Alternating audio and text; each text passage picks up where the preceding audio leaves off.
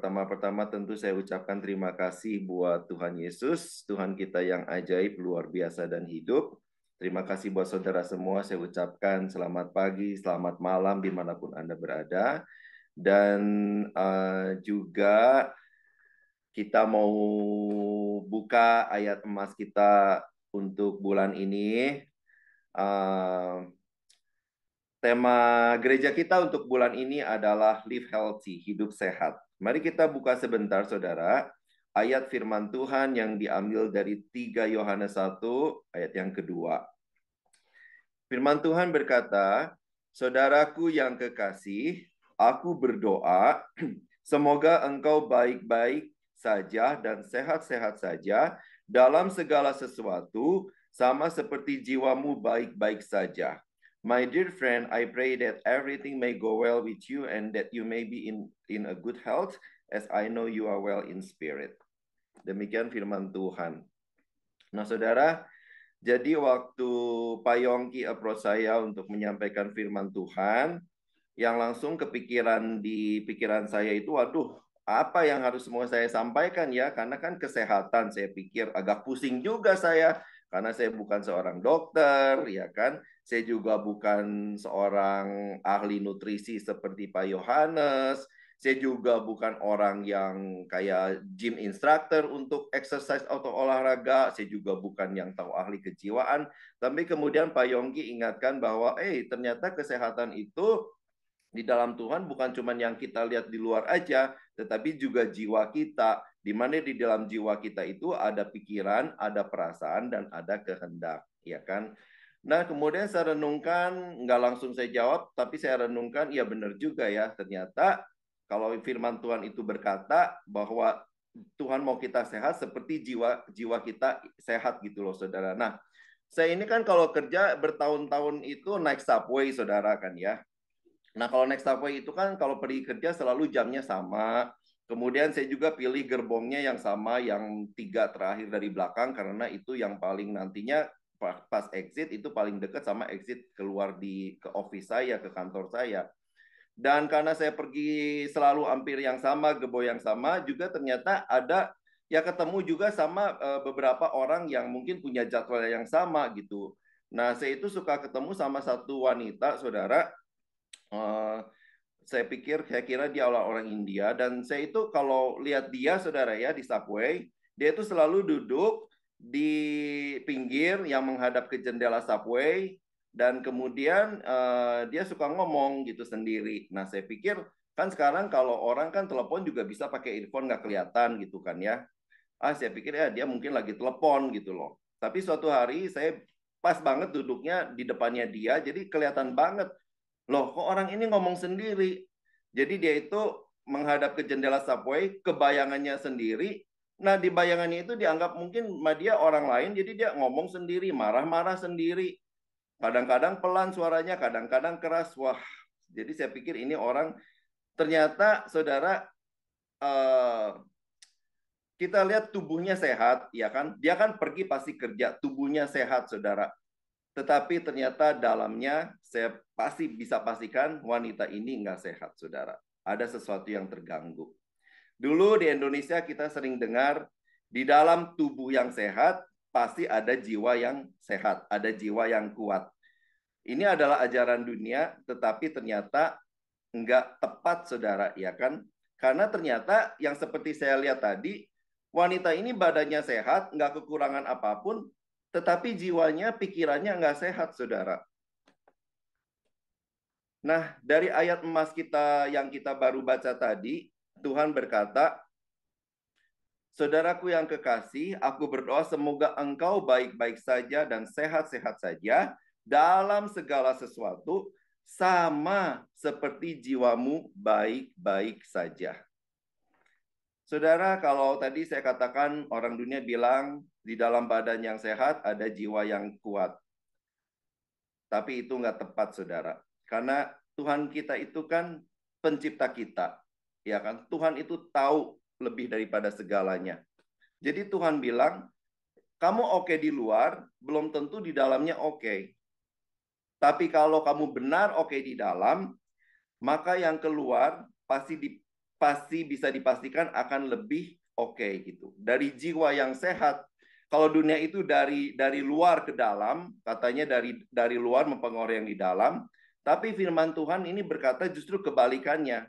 Dari jiwa kita yang sehat justru akan mempengaruhi apa yang di luar, termasuk kesehatan nanti badan kita, Saudara. Jadi kenapa kesehatan jiwa itu penting, Saudara? Kemudian saya renungkan, kita semua kan pasti pernah mengalami apa yang namanya stres, ya kan, Saudara? Kalau Anda nggak pernah merasa stres, ya puji Tuhan. Tapi kalau saya sering, Saudara, mengalami stres, ya kan? Kadang-kadang stres itu yang kalau temporary kita bisa atasi bersama dengan Tuhan, itu baik, Saudara. Karena kadang-kadang stres itu juga memicu kita untuk menyelesaikan goal kita atau untuk melakukan sesuatu, Saudara. Tapi kalau stres itu kita pelihara, yang akhirnya menjadi depresi, ya kan? Nah, itu yang nggak sehat, Saudara. Nah, itu yang akan membuat jiwa kita rusak, jiwa kita nggak sehat, jiwa kita robek. Bahkan di dunia ini, Saudara, angka stres itu kan makin tinggi. Apalagi di Amerika, kita tinggal di Amerika itu kita mesti banyak berdoa, Saudara. Karena orang-orang yang nggak kelihatan, yang kelihatan semuanya sehat, badannya sehat, tetapi ternyata jiwanya sakit, pikirannya sakit. Sehingga kita tahu angka penembakan di Amerika itu tertinggi di dunia, Saudara. Ya kan? Orang-orang dia nggak dicurigai karena siapa yang menyangka pas orang ini dibawa ke pengadilan, semua orang bilang, aduh, mana nyangka sih orang ini ternyata adalah punya pikiran yang sakit, jiwa yang sakit, sehingga dia tega membunuh, menembak anak-anak sekolah dan sebagainya, ada konser, ditembak, segala macam, Saudara. Itu mengerikan sekali. Kita juga mesti banyak berdoa untuk Amerika, karena Amerika ini penembakan emang paling tinggi di dunia, Saudara, ya kan?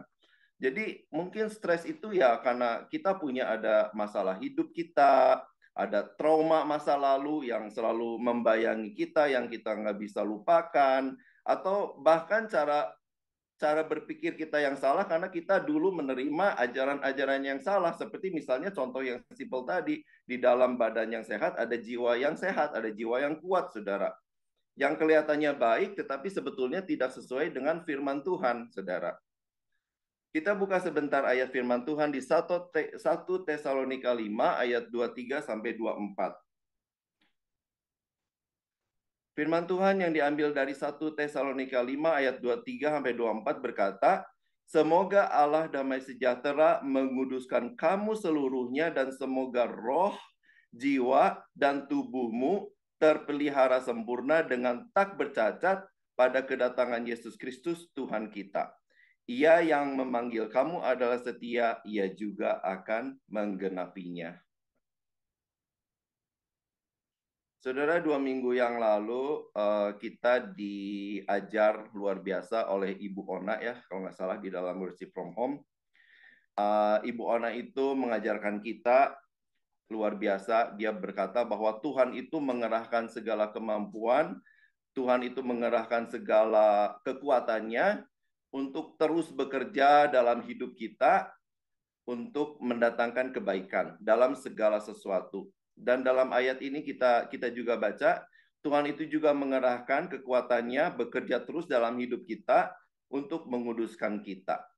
Nah, Saudara, jadi mental health atau kesehatan jiwa kita, di mana di dalam jiwa itu ada kehendak, pikiran, dan perasaan, itu adalah suatu proses, Saudara. Itu adalah suatu proses Tuhan terus bekerja dalam hidup kita. Jadi kesehatan jiwa itu bukan sesuatu yang stabil. Artinya hari ini kita baik-baik aja. Detik ini kita baik-baik aja. Tapi kita nggak bisa jamin 10 detik kemudian atau besok atau minggu depan kita bisa tiba-tiba dengar berita yang nggak bagus. Kita bisa mengalami sesuatu yang nggak baik. Kita bisa mengalami mungkin ada berita dari Indonesia, dari keluarga, bahkan mungkin pekerjaan dan sebagainya yang bisa bikin mental kita drop, yang bisa pikiran kita diserang, yang kita bisa tiba-tiba mengalami lagi kayak jiwa kita itu kayak tergoncang gitu ya. Karena memang kita ini hidup di dalam dunia yang enggak juga stabil. Dunia ini udah broken, dunia ini penuh dengan dosa dan yang selalu berubah-ubah. Keadaan selalu berubah-ubah, ekonomi selalu berubah-ubah, pekerjaan selalu berubah-ubah, everything change. Dan everything change itu banyak bisa mempengaruhi jiwa kita, Saudara. Makanya Kesehatan jiwa kita itu sangat-sangat bergantung bagaimana kita kenal Tuhan kita. Kalau kita salah kenal Tuhan, maka kita akan selalu hidup dalam yang tadi dipengaruhi dari luar itu, saudara, ketakutan, kekhawatiran yang terus-menerus, yang akhirnya kalau kita pelihara membuat jiwa kita nggak sehat, pikiran kita nggak sehat.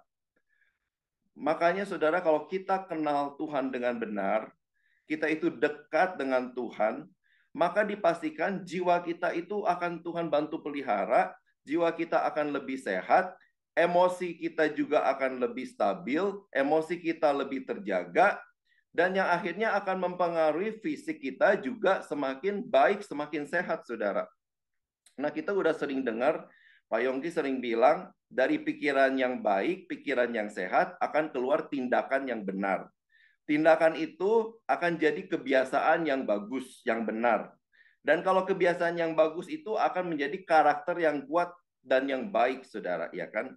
Dan akhirnya kalau itu semua kita dapatkan, itu kita akan mempengaruhi semua aspek kehidupan kita, ya kan? Akan mempengaruhi bagaimana kita bergaul, bagaimana kita memilih teman dekat untuk bergaul, bagaimana kita melakukan pekerjaan kita, bagaimana kita mengelola keuangan kita supaya ekonomi kita sehat, bagaimana kita membuat pilihan yang benar, walau mungkin dikatakan orang, kamu mah bego banget, ini ada caranya begini-begini supaya kamu lebih untung, tapi kalau kita dekat dengan Tuhan, pegang prinsip firman Tuhan, nggak apa-apa, orang lain bilang bodoh, kita ambil keputusan itu, tapi kita bisa mengambil keputusan yang benar.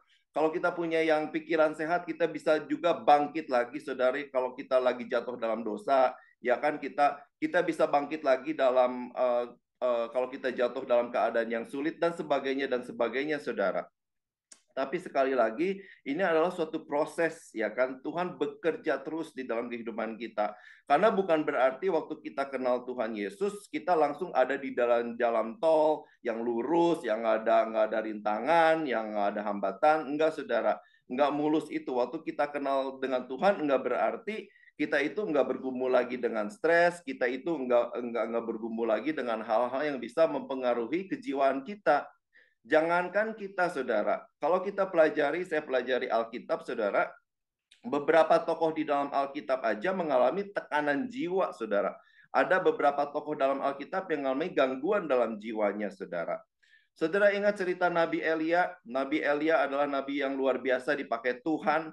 Dia harus, waktu itu kan ada kekeringan 3 tahun dan Tuhan berkata mau mendatangkan hujan. Tapi sebelum mendatangkan hujan, Nabi Elia itu harus bertarung dengan 450 Nabi Baal, saudara, ya kan? Supaya membuktikan siapa Tuhan yang hidup. Nah, kemudian kita tahu Nabi Elia berdoa, ya kan? Dia bilang, ayo isi parit-paritnya dengan air. Saudara bayangkan waktu itu adalah kekeringan, ya kan? Di mana kekeringan itu, air itu sangat berharga. Nabi Elia, ayo korbankan buat Tuhan. Makanya kalau kita itu kadang-kadang berkorban buat Tuhan itu, nanti Tuhan jawab kita luar biasa, saudara. Air pada waktu itu adalah hal yang sangat berharga.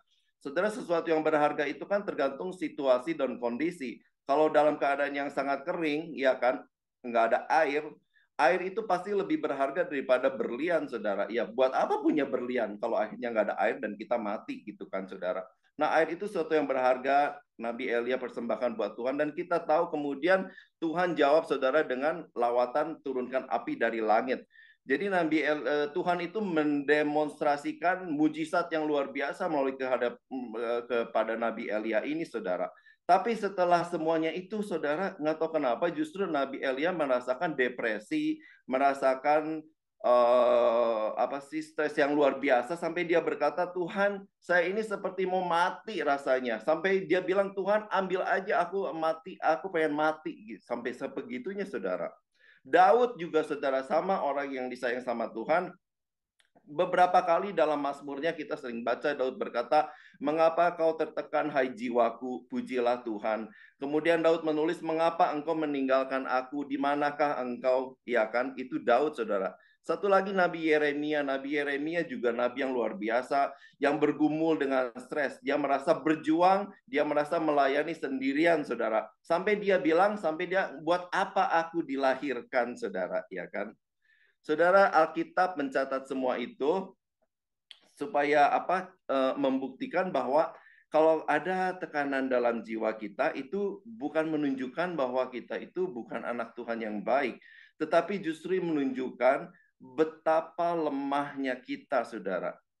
Betapa lemahnya kita tanpa Tuhan, dan justru kita itu sungguh-sungguh amat sangat membutuhkan Tuhan.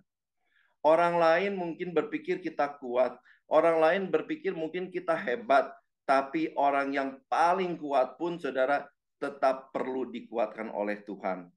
Jadi jangan berpikir Tuhan itu nggak peduli dengan apa yang kita alami, yang ada di dalam pikiran kita, yang ada di dalam jiwa kita. Saudara, Tuhan mau katakan pada pagi hari ini, Tuhan itu sangat peduli dengan semua itu, saudara. Ada firman Tuhan yang berkata, Tuhan dekat dengan orang yang patah hati. Tuhan menyelamatkan orang yang remuk jiwanya. Jadi ingat, saudara, pada saat kita down, pada saat jiwa kita, pikiran kita ada gangguan, saudara, ingat Tuhan itu dekat dengan kita. Nggak peduli perasaan kita bilang mana dekat, mana dekat. Tapi firman Tuhan adalah ya dan amin. Kalau dia berkata dia dekat, He is very near. Dia close dengan kita, saudara. Dan dia akan menyelamatkan kita, saudara. Amin. Saudara, saya mau ajak sebentar, saudara, untuk baca Mazmur 88. Saya akan bacakan beberapa ayat, saudara, ya. Mazmur 88, doa pada waktu sakit payah. Nyanyian Mazmur Bani Korah untuk pemimpin biduan. Menurut lagu Mahalat Leanot, nyanyian pengajaran Heman, orang Ezrahi. Dia berkata, si Heman ini berkata, saudara, ya Tuhan Allah yang menyelamatkan aku, siang hari aku berseru-seru dan pada waktu malam aku menghadap Engkau. Biarlah doaku datang ke hadapan-Mu, sendengkanlah telingamu kepada teriakku. Sebab jiwaku kenyang dengan malapetaka dan hidupku sudah dekat dengan orang mati. Aku telah dianggap termasuk orang-orang yang turun ke liang kubur. Aku seperti orang tidak berkekuatan. Telah kau taruh aku dalam liang kubur yang paling bawah, dalam kegelapan, dalam tempat yang dalam. Nah, saudara, orang depresi itu akan selalu seperti Heman yang menulis Mazmur ini, saudara. Orang depresi, stres itu selalu akan berkata, aduh, aku ini kenapa selalu berada di tempat yang gelap, seperti orang yang ada di tempat kubur, saudara, di liang kubur. Seperti aku ini seperti orang yang udah kehabisan tenaga. Aku ini seperti orang yang sudah Tuhan lupakan. Aku ini seperti orang yang udah nggak mungkin mendapat pertolongan Tuhan lagi. Saya berseru-seru, nggak pernah ada kejadian apa-apa. Seperti orang yang masuk ke dalam lubang, yang lubangnya itu nggak ada ujung, terus jatuh, saudara. Seperti orang yang udah jatuh tertimpa tangga, saudara. Kemudian ayat yang ke-8. Telah kau jauhkan kenalan-kenalanku daripadaku. Telah kau buat aku menjadi kekejian bagi mereka. Dia sampai bilang, si Heman ini bilang, aduh Tuhan, bahkan sampai teman-teman aku aja ninggalin aku. Aku udah nggak punya siapa-siapa lagi. Aku sendirian. Aku menghadapi ini semua sendiri. Mana teman-temanku gitu ya. Tapi kemudian si Heman ini berkata di ayat ke-9. Aku telah berseru kepadamu ya Tuhan, sepanjang hari telah mengulurkan tanganku kepadamu. Ayat 13. Tetapi aku ini ya Tuhan, kepadamu aku berteriak minta tolong, dan pada waktu pagi doaku datang ke hadapanmu. Saudara, masih ada terusannya, Mazmur tentang, tapi yang luar biasa bagi saya ini adalah ini, saudara. Semua keluh kesah, semua apa yang ada di dalam jiwanya, semua apa yang dia rasakan, yang ada di emosinya yang lagi nggak stabil, yang merasa ada di liang kubur, yang merasa ditinggalkan teman-temannya, semuanya itu yang luar biasanya itu ditulis secara jujur, secara terbuka, secara gamblang di dalam firman Tuhan, di dalam Alkitab. Artinya apa, saudara? Artinya Tuhan itu nggak keberatan waktu kita datang jujur kepada Tuhan. Karena di sini kan setiap minggu kita selalu ditanya, apa kabar? Ya kan, kita pasti jawab, oh luar biasa baik, puji Tuhan. Kalau emang itu benar, puji Tuhan. Oke, saudara. Tapi kalau ada yang, nggak semua, kadang-kadang kita datang itu dalam keadaan yang baik-baik aja, saudara. Tapi kalau kita jawab, oh semuanya baik, puji Tuhan, which is okay, mungkin karena itu adalah jawaban iman kita. Tetapi di dalam jiwa kita masing-masing, ada kadang yang datang itu dalam keadaan yang broken, saudara. Ada yang lagi dalam keadaan tidak baik-baik, saudara. Ada yang merasa lagi putus asa. Ada yang merasa masih khawatir akan masa depan. Ada yang merasa masih stuck di Amerika ini, nggak ada breakthrough, nggak ada kemajuan, nggak ada terobosan. Ada yang udah kangen sama keluarganya bertahun-tahun, tapi nggak bisa menguji ini karena mungkin ada masalah lain yang masih menyebabkan dia belum bisa pulang dan bertemu dengan keluarganya, dan dia sudah rindu mungkin dengan orang tuanya atau dengan anaknya atau dengan siapa saja, saudara. Ada yang datang itu putus asa, saudara. Nah, saudara, kalau memang kita dalam keadaan yang seperti itu, saudara, kalau Tuhan pada pagi hari ini tanya, apa kabar anakku? Saudara, kita lihat ke kedalaman hati kita, ke kedalaman jiwa kita. Dan seperti Mazmur 88 tadi, kita bisa bilang, Tuhan, saya di luar ngomongnya oke, Tuhan. Tapi di dalam Tuhan, saya lagi nggak oke. Tuhan, aku lagi pusing. Tuhan, saya lagi putus asa. Tuhan, saya luka, Tuhan. Tuhan, saya kangen sama keluarga saya. Bawa semua ke hadapan Tuhan, saudara. Bawa kecewa kita. Nggak apa-apa, saudara. Bawa semuanya, belak-belakan, jujur seperti Mazmur 88 tadi, saudara. Nggak ditutup-tutupin, saudara. Belak-belakan, gamblang. Semuanya ditulis, panjang banget, saudara. Mana teman-temanku, kata Heman tadi. Mana Tuhan? Tapi again, Tuhan berkata, Tuhan itu dekat dengan orang yang hancur hatinya. Tuhan peduli dengan kita semua. Tuhan mau dengar apa yang kita rasa. Tuhan mau dengar apa yang dia tahu. Tetapi Tuhan itu kan selalu kalau mau memulihkan itu, kita tahu di Alkitab selalu bertanya, maukah engkau sembuh? Maukah engkau tahir? Saudara, kita datang pada Tuhan. Bawa jiwa kita, kalau memang jiwa kita lagi robek, jiwa kita lagi nggak sehat, bawa kepada Tuhan. Karena Tuhan mengasihi kita. Tetap datang cari Tuhan. Tetap berdoa. Itu adalah tetap jalan yang terbaik. Meninggalkan Tuhan, meninggalkan doa, meninggalkan baca firman, tidak membuat keadaan lebih baik. Tapi saya nggak rasa apa-apa. Nothing happen. Tetap cari Tuhan adalah jalan yang terbaik, walaupun kita tidak merasakan apa-apa. Tapi nggak ada perubahan. Selalu begini. Tetap mencari Tuhan adalah jawaban yang terbaik, walaupun seakan-akan kita belum merasakan ada yang berubah. Memang kadang nggak mudah, saudara. Makanya suatu proses. Makanya firman Tuhan itu kita datang itu kepada Tuhan itu kan seperti pelita, Tuhan bilang kan. Bukan lampu senter. Pelita itu sedikit setapak demi setapak kita bisa berjalan bersama Tuhan. Tuhan bagikan setapak demi setapak. Sampai akhirnya kita bisa sampai tiba di tempat tujuan yang Tuhan tetapkan, saudara. Memang nggak mudah juga, saudara. Mungkin dalam keadaan yang paling serius, Tuhan juga bisa pakai orang-orang lain untuk membantu. Tuhan bisa pakai dokter, Tuhan bisa pakai psikolog untuk menolong, saudara. Jadi kalau ada sesuatu yang kita rasakan, jangan malu untuk cerita, minta tolong, karena bukan berarti kita lemah, tetapi justru kita bijaksana, kita tahu kapan kita harus minta tolong. Daripada pura-pura terus, saudara, ya kan? Daripada pura-pura kelihatan kuat, tetapi jiwanya sedang nggak sehat. Dalamnya sedang hancur. Jiwanya tertekan dan sedang remuk, saudara. Saudara, Tuhan itu mengajarkan kepada kita, ya kan? Kita buka sebentar di Matius 22 ayat 36 sampai 37.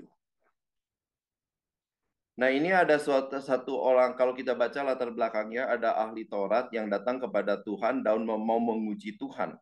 Nah, kemudian si ahli Taurat ini bertanya di ayat 36, Guru, hukum manakah yang terutama dalam hukum Taurat?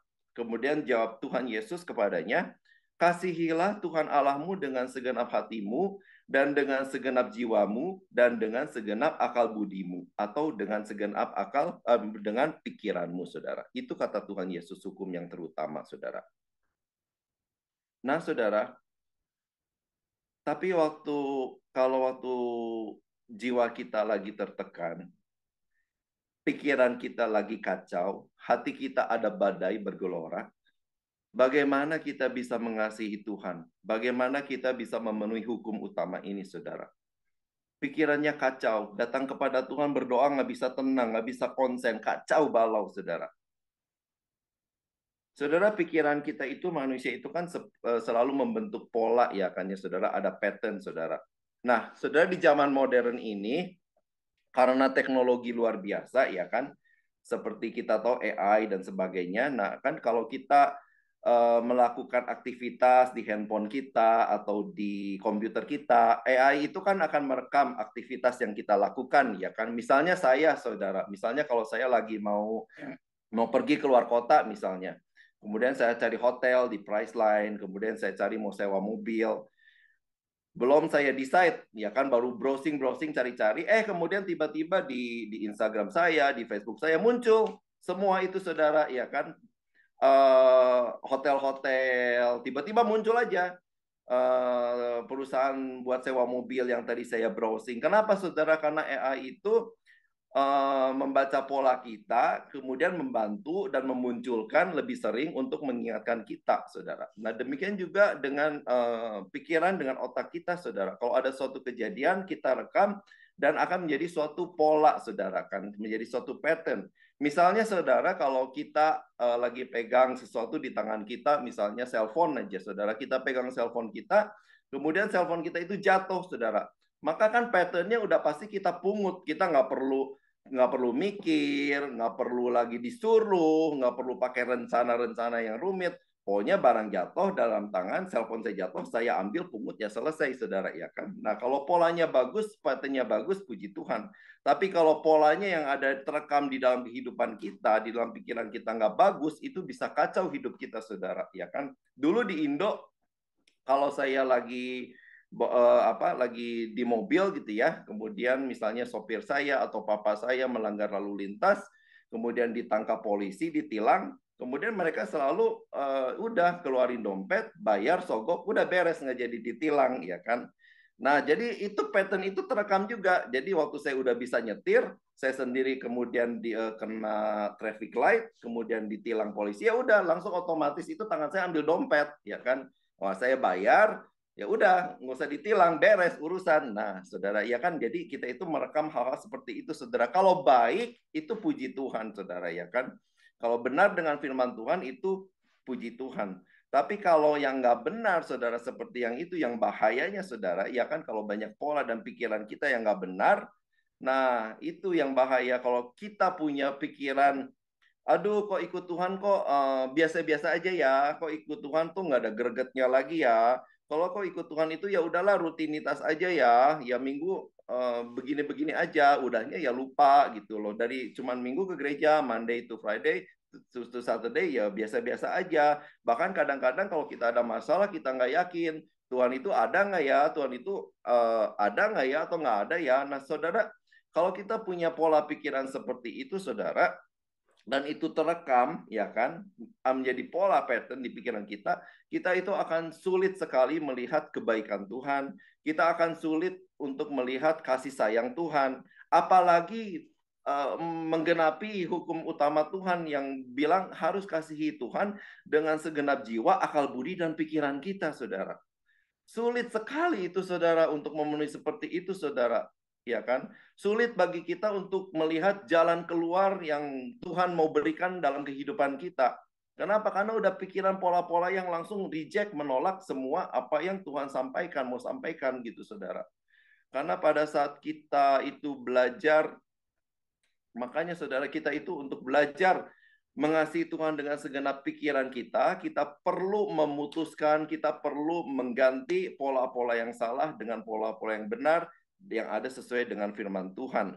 Kalau misalnya ibaratnya komputer, maka kita itu perlu di reset, ya kan? Di resetnya gimana ya? kita harus baca merenungkan firman Tuhan siang dan malam, saudara. Karena kalau pikiran kita sehat, ya kan? Kalau pikiran kita enggak sehat, kalau pikiran kita kacau balau, selalu ada badai, selalu ada gelora, kita itu pasti nggak bisa konsentrasi, saudara. Saya itu punya teman satu nggak bisa konsentrasi, saudara. Ngerjain ini, nggak selesai. Berikutnya juga nggak selesai. Everything yang dia lakukan setengah-setengah, nggak bisa konsentrasi, saudara. Kemudian kalau pikirannya nggak sehat, selalu negatif yang keluar. Kalau pikiran negatif kan perasaan juga jadi gelisah, nggak enak ya kan. Untuk mengatasi masalah yang dihadapi juga nggak bisa, saudara, ya kan.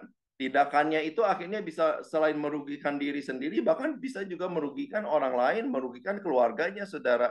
Sebaliknya kalau kita terus diperbaharui dengan firman Tuhan, sehingga pikiran kita, jiwa kita sehat, maka kita itu pasti punya yang pikiran yang selalu lebih positif, ya kan, punya visi dari Tuhan, punya tujuan yang jelas, kemudian bersama dengan Tuhan kita buat rencana untuk mewujudkan impian itu, saudara, dan perasaannya juga lebih baik, ada kasih, ada sukacita, mudah mengampuni, enggak terusan murung, tapi antusias, saudara, semangat, bergairah, dan itu nanti akhirnya kan hidup kita juga jadi berkat buat semua gitu, saudara. Kemudian di Amsal, saudara. Nah, gimana caranya, saudara? Amsal, saudara. Amsal nanti saudara baca sendiri di rumah, Amsal 20-25, tapi saya mengutip beberapa. Amsal 22 berkata begini, saudara. Ini tentang kalau kita mendengarkan firman Tuhan. Amsal 22, karena itulah yang menjadi kehidupan bagi mereka yang mendapatkannya dan kesembuhan bagi seluruh tubuh mereka. Kemudian ayat 23, ayat yang sangat terkenal, jagalah hatimu dengan segala kewaspadaan, karena dari situlah terpancar kehidupan. Saudara, saya hubungkan dengan yang firman Tuhan yang ada di Efesus 4 ayat 31-32. Dibilang segala kepahitan, kegeraman, kemarahan, pertikaian, dan fitnah, hendaklah dibuang dari antara kamu, demikianlah pula segala kejahatan. Yang pertama, kita udah tahu, kita mesti jaga hati itu adalah tugasnya kita, bukan tugasnya Tuhan, ya kan? Disebut segala kepahitan, kegeraman, kemarahan, dan fitnah itu harus dibuang. Nah, itu kan semua soal yang abstrak, saudara.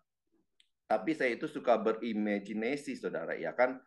Kalau saya itu anggap semua apa yang di list di Efesus itu sama seperti sampah di rumah, saudara, ya. Sampah kalau saya habis misalnya cuci piring, masak, ya kan, kemudian buang sampah.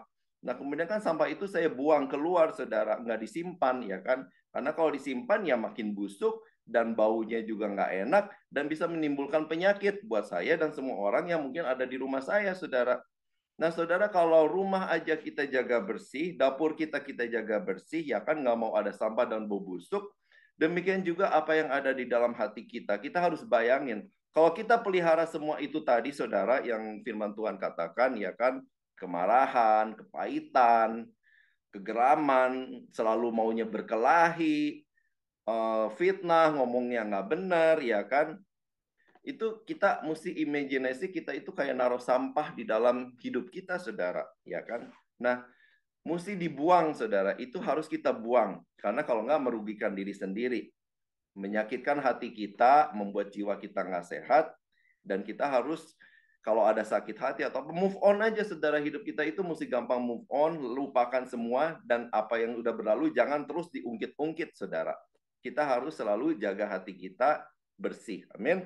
Yang kedua, Amsal 4 ayat 24 berkata, buanglah mulut selong daripadamu dan jauhkanlah bibir yang dolak-dalik daripadamu.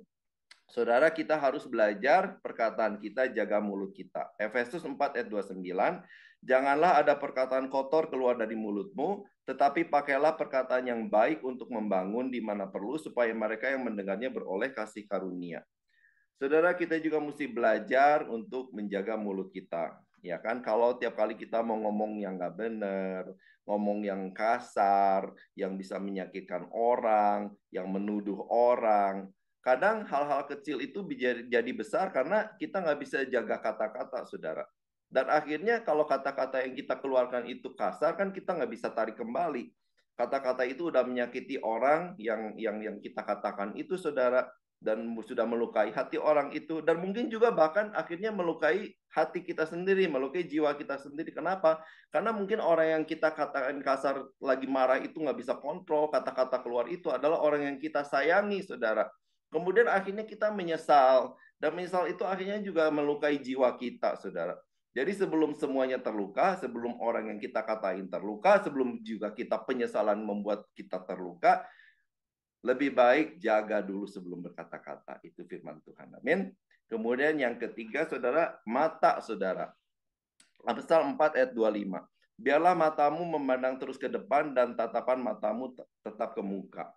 Kemudian di Lukas 11, 34, 45, matamu adalah pelita tubuhmu. Jika matamu baik, terangkatlah seluruh tubuhmu. Tetapi jika matamu jahat, gelaplah tubuhmu. Karena itu perhatikanlah supaya terang yang ada padamu jangan jadi kegelapan. Saudara, mata dibilang di firman Tuhan adalah cahaya atau pelita tubuh kita.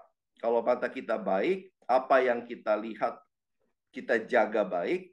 Apa yang masuk kita jaga melalui mata baik, maka seluruh hidup kita akan jauh lebih baik. Sebaliknya, kalau kita nggak bisa jaga, maka hidup kita jadi kacau balau, saudara. Godaan melalui mata ini sekarang itu benar-benar sesuatu yang harus kita bisa jaga, kontrol diri yang luar biasa. Karena melalui cellphone, saudara, orang bilang the power is on your fingertip, ya kan? Ada di the power-nya itu ada di tangan kita, saudara. It's easy, saudara. Cuma masalah klik aja, saudara. Kita bisa pakai handphone kita untuk memuji Tuhan dengan masuk ke channel-channel, khotbah, 60 menit worship, atau banyak sekali sekarang saudara di YouTube itu 60 menit worship, ya kan, atau ada worship together sama Mira Prayogo dan sebagainya. Banyak sekali, saya suka banget, saudara. Belum juga kita bisa mendengarkan khotbah, tapi juga saudara, handphone yang sama, jari yang sama juga bisa klik untuk melihat hal-hal yang nggak baik, saudara. Semuanya ada cuman di ujung jari kita dan kontrolnya kita, saudara. Saudara, beberapa waktu lalu, udah lama saya lupa Pak siapa itu ya, yang pernah juga di Worship From Home mengajarkan tentang kecanduan. Kalau kita lihat, dia bilang pornografi misalnya, saudara. Dia bilang, diajarkan kepada kita, ya kan. Dari ternyata orang yang masuk mata, kita lihat mata pornografi itu, ternyata setelah diteliti otaknya itu kerusakannya sama dengan orang yang otaknya rusak sama dengan kecanduan narkoba, ya kan, saudara. Jadi bahaya banget, saudara, ya kan. Kita mesti bisa kontrol, benar-benar kontrol diri yang kuat, jaga mata, jaga hati kita, terus lurus, terus ingat firman Tuhan. Makanya saudara, kalau kita mau jiwa kita sehat, kita harus jaga hati kita harus jaga mata apa yang kita lihat masuk, dan jaga mulut kita, saudara. Dan itu harus every day. Itu harus kita lakukan tiap hari, tiap saat ada yang nggak baik masuk, kita buang, saudara. Kita jaga terus, saudara. Ya kan, jangan lengah. Mesti teguh menjaganya. Dan kalau kita lakukan itu teguh, saudara, maka janji Tuhan di dalam Yesaya 26 ayat 3 berkata, yang hatinya teguh, ya kan? Kalau kita lakukan itu terus constantly every day, saudara, yang hatinya teguh, Tuhan bilang, kau jagai dengan damai sejahtera, sebab kepadamulah ia percaya. Saudara, saudara tahu pada saat kita mengatakan shalom, ya kan? Shalom itu adalah damai sejahtera yang sempurna yang Tuhan berikan kepada yang hatinya teguh kepada Tuhan. Teguh terus melakukan, teguh terus jaga hati kita, terus jaga omongan kita, teguh terus kita jaga apa yang masuk dalam kehidupan kita melalui mata kita, saudara. Saudara, Tuhan itu sangat serius dengan kesehatan kita. Amin. Tuhan buktikan itu dengan kerelaannya dia menderita pada saat dia mulai dicambuk sebelum dia disalib. Saudara, waktu Tuhan dicambuk, kita pernah luka, saudara, semua pernah luka.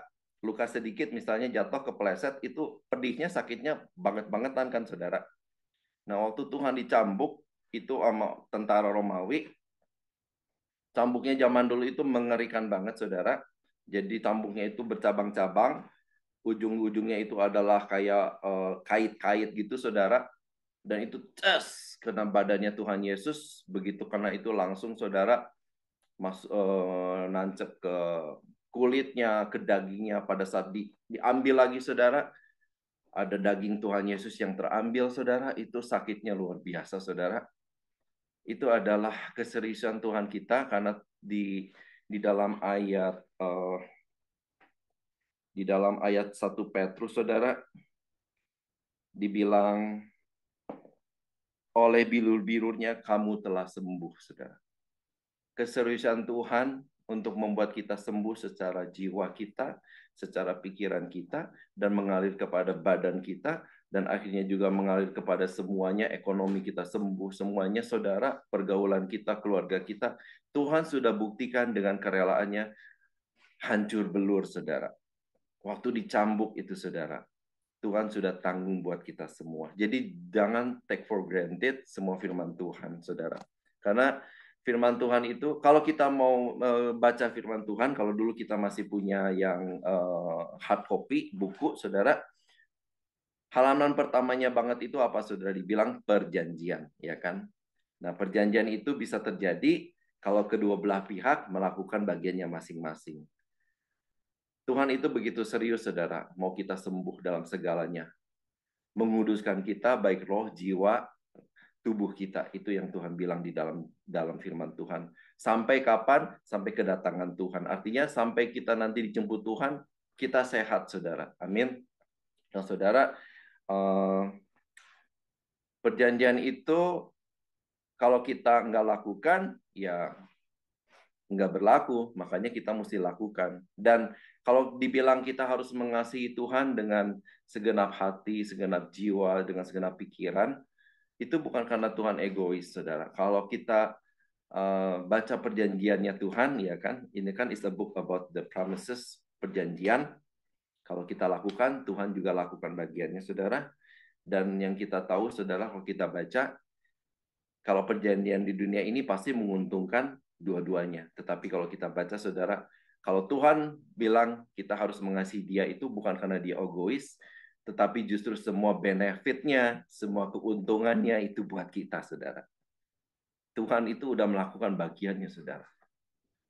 Dia udah buktikan, serius banget, dia mau kita sehat dengan membiarkan dirinya dicambuk dengan alat cambuk yang sangat-sangat mengerikan, saudara. Satu cambukan aja udah bikin sakitnya luar biasa. Kita jatuh kepleset aja, dikasih obat itu pedih. Mandi aja, kena air aja pedih, saudara. Bayangkan Tuhan Yesus, saudara. Cambuknya berkali-kali. Sampai udah nggak dikenali lagi, saudara. Ditambahin lagi mahkota duri, saudara.